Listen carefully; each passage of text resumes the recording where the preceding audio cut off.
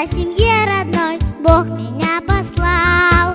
Говорят, что папа мой очень горевал. Говорят, 4 дня он не пил, не ел, потому что не меня, мальчика, хотел. Но ему сказали сразу: это вам не 100 заказов, не задерживайтесь тут, забирайте, что дают.